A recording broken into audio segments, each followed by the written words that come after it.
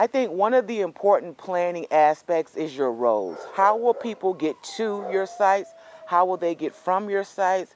What other things do you want to make sure that your roads have? We're going to go back here to the glamp ground, take some measurements, and then I'll tell you what my plans are for my roads because I already know them. I just need to do some measurements to see if they fit into the numbers that I want. So we'll be right back. Let's go. DIY do it yourself, huh? Hey, DIY do it yourself, huh? We on the phone.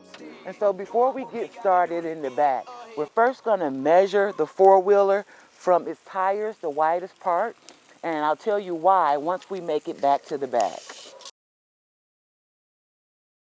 Number one, this is the entrance into the campground. So it's going to be important that the cars will be able to make it through this path. But what we're going to do is get a measurement across here to start with and see exactly what we're working with. So 9 feet is what it is.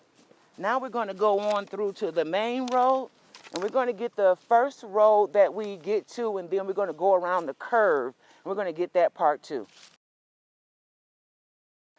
So this is the first part of the main road when you enter into the glamp ground. And as I have this brush here, I do have room to cut this back so that I can make this road wider if I need to. But over on this side, I only have so far that I can go. And so I'm thinking this will be my line because there is where I have water at. So I don't want to get too close. Nobody's going to fall off because here I am going to build a fence across here. Just in case someone comes here with children, we don't want there to be a problem. Let's measure this. And this gives me 10 feet to this spot. So I know I have room to go in to at least here, which will give me 13 feet. So that's pretty good. So I'm not finding a problem at all. So the thing is for me, so remember back there, oops, I left my yardsticks. I need those. Okay. So number one, I love yardsticks. I buy these things all the time whenever I'm in one of the stores and I see them because they're normally 99 cents or 79 cents, and I use them for everything. I use them for my craft projects, so that's why I have yardsticks. But remember, we measured the four-wheeler because that four-wheeler, this is only 36 inches, but the four-wheeler we know is 4 feet. So I can set that there. That gives me 6 feet. So these give me 3 feet each, and these four together give me 12 feet. So I know that I have 12 feet worth of road going here into my main area. That's important to me, and the reason I measured the four-wheeler is because I have golf carts. So there won't be any car traffic back here on the glamp ground. You can only enter this area via golf cart or UTV or ATV. Except for the initial work that we'll be doing coming back here, which is also why we chose that tractor because it is compact. Now, there may be other things that come back here to do work, but on a daily basis, it will be golf carts. And the one thing that I wanted 2 golf carts to be able to pass each other without someone pulling off the road. And if the golf cart is only 4 feet, if the four-wheeler is only 4 feet, the golf cart is a little bit smaller than that. So if we go with the 4-foot rule and basically up that to 10 feet, we know that we have 12 feet right here alone, and I actually have more room depending on where I put that fence. But I wanted someone to be coming in the golf cart and someone to be going in the golf cart, and they both still have enough room to pass each other safely without any problems.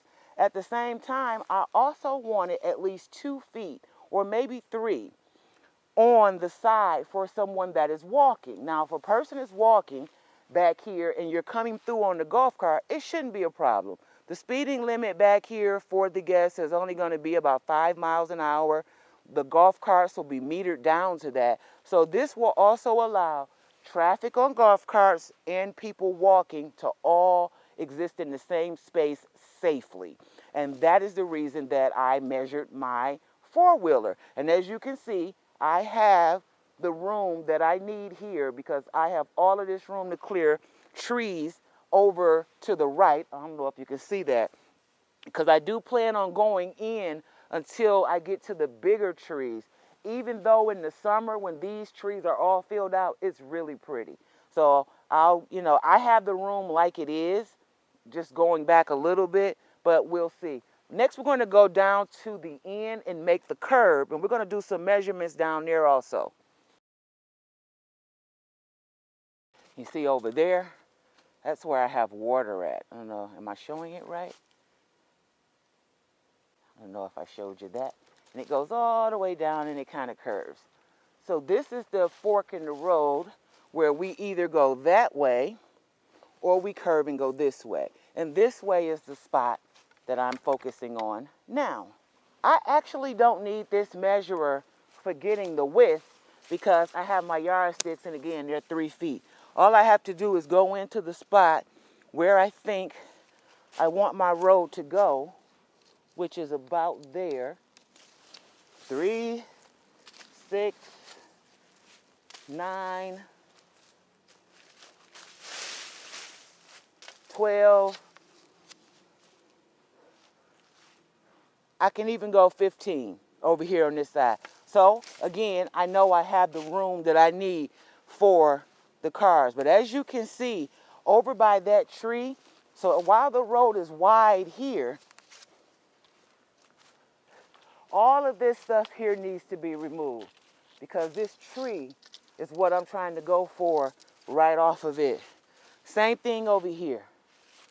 I have some little thin trees here that need to be moved out, but it's almost like those thin trees are the ones that I'm using as kind of the markers for the area, and I want to kind of stay between those trees and then go back if necessary and move them, because I don't want to move them if I don't have to. And I'm actually waiting for USDA and their forest management program to get a forester out here to help me understand what trees I have, how to thin, because I don't want to get rid of everything.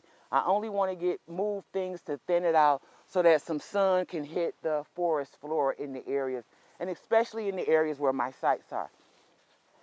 Remember how I was saying that on my glampground sites there won't be any car traffic? That's because my guests will drive back here, in this area is where they'll park their cars. There will be marked spots for their cars, and beside each of those spots there will be a golf cart for them. They will unload their car, unload their items into the golf cart, and then they'll take off in the golf cart and they'll find their site. That golf cart belongs to them throughout their entire stay. So anytime that they're moving around back in the campground area, they will use their golf cart or they will walk. When they decide that they need to go out of the property to go to the store, all they have to do is drive their golf cart back over to where their car is, get in their car, leave the property, do whatever they need to do around town, and come back. Again, they come back with groceries or whatever it is, their golf cart is sitting there waiting for them. And that's why I wanted my road to be a specific size, because I don't want the cars or anything driving back into my woods area. And I don't want to do the road work for that kind of thing. I also don't want my forest run down. Again, I'm not going to have that many sites, but if I can keep that from going back there, it will just make it a lot easier. What you think? You think that's a good idea? That's how I'm doing it, whether you think it's a good idea or not. So, hey, I thought about this for a long time. And when it comes to people may have children, people want to walk, the car traffic, it just leaves too much room for error for me. The golf carts, things can still happen, but once we meter those cars down, it'll take a lot of that out of it.